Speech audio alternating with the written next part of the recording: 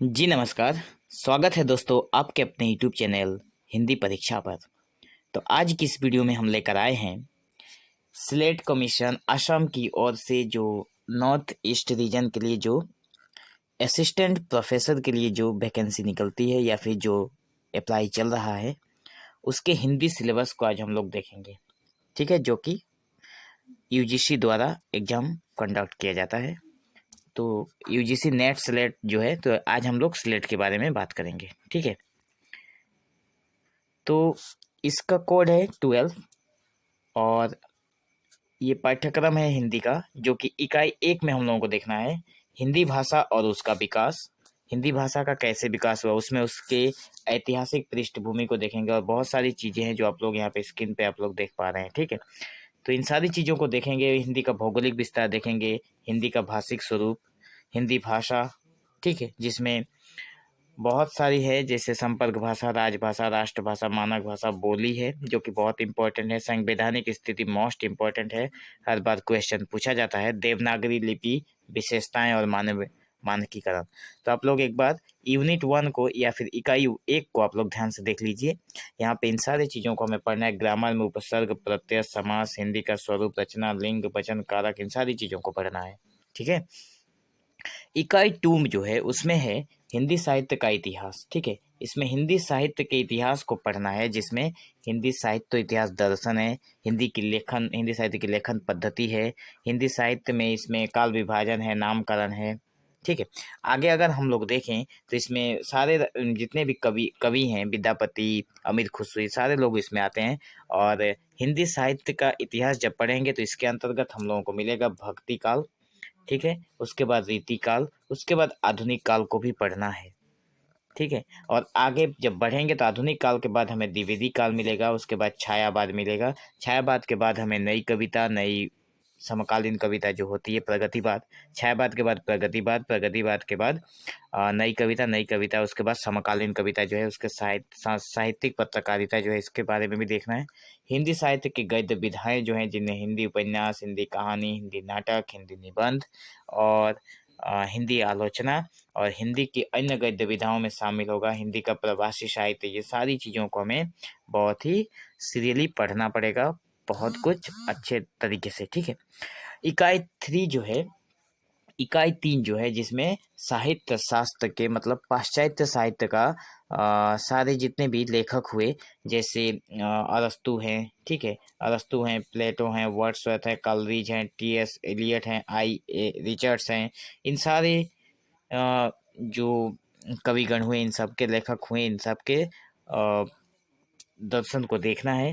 रस, अलंकार, रीति, ध्वनि, वक्रोक्ति, औचित्य, काव्य के लक्षण, काव्य हेतु, काव्य प्रयोजन, इन सारी चीज़ों को देखना है। ठीक है, रस का निष्पत्ति भी देखना है साधारणीकरण के साथ। ठीक है, तो ये इन सबको देखेंगे। और इकाई 4 जो है, जिसमें वैचारिक पृष्ठभूमि कहा जाता है, जिसमें हम लोग देखेंगे हमारी भारतीय नवजागरण की वैचारिक पृष्ठभूमि, हिंदी नवजागरण की, उसके बाद भारतेंदु और हिंदी नवजागरण को देखना है, महावीर प्रसाद द्विवेदी, गांधीवादी दर्शन, अंबेडकर, लोहिया दर्शन और ये सारे मार्क्सवादी, मनोविश्लेषणवादी, अस्तित्ववाद, उत्तर आधुनिकतावादी, इन सारी चीज़ों को बारी बारी हमें देखना पड़ेगा। ठीक है, इकाई नंबर 5 जो है, ये हमारा हिंदी कविता है। ठीक है, हिंदी कविता संबंधित है इकाई नंबर 5 में, जिसमें हिंदी कविता में पहला ही है पृथ्वीराज रासो। हर बार क्वेश्चन पूछा जाता है रेवा तट से, पृथ्वीराज रासो से पूछा जाता है, अमीर खुसरो, विद्यापति।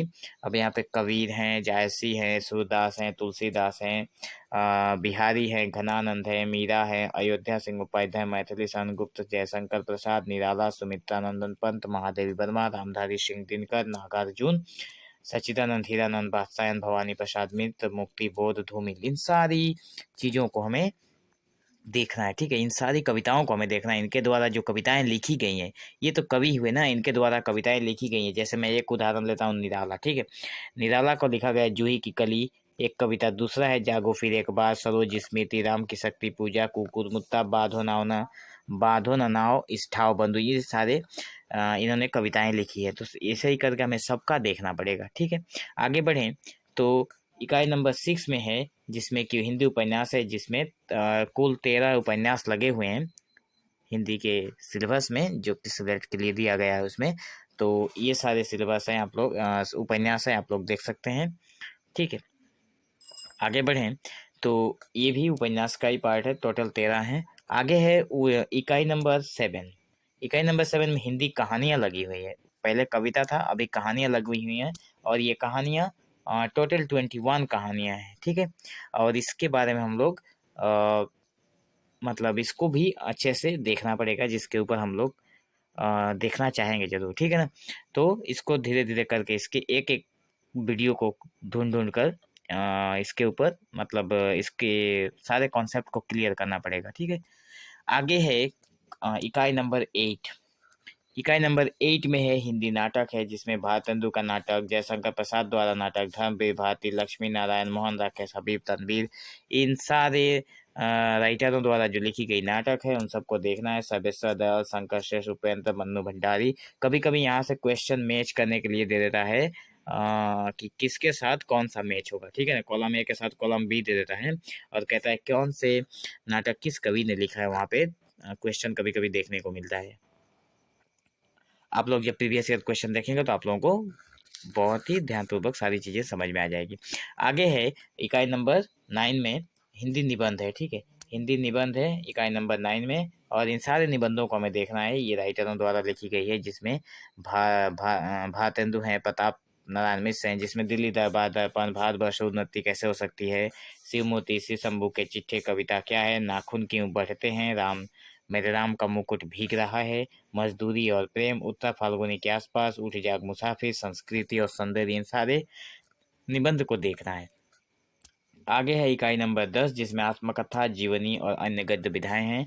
राम वृक्ष बेनीपुरी से लेकर यहाँ पे अज्ञा द्वारा जो खत्म हुआ है, जिसमें अरे यायावर रहेगा याद, राहुल संस्कृतान का मेरी तिब्बत यात्रा, मुक्तिपद का लेखक की डायरी, कृष्णचंद्र यहाँ पे क्या भूलूं क्या याद करूं, यहाँ से क्वेश्चन पूछा गया है कई बार, ठीक है।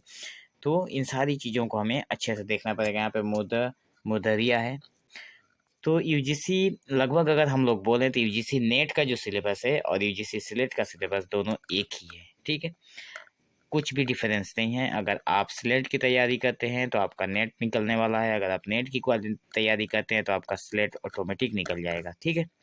तो ये रहा हिंदी का बहुत वास्ट सिलेबस है, लेकिन आपको डरना नहीं है क्योंकि पढ़ाई तो करनी पड़ेगी, ठीक है।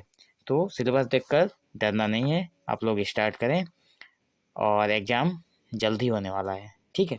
सो मुझे लगा कि हिंदी का सिलेबस के ऊपर एक वीडियो दे देना चाहिए, ताकि आप लोगों का थोड़ा बहुत इसके ऊपर जो कन्फ्यूजन है वो दूर हो जाए, ठीक है।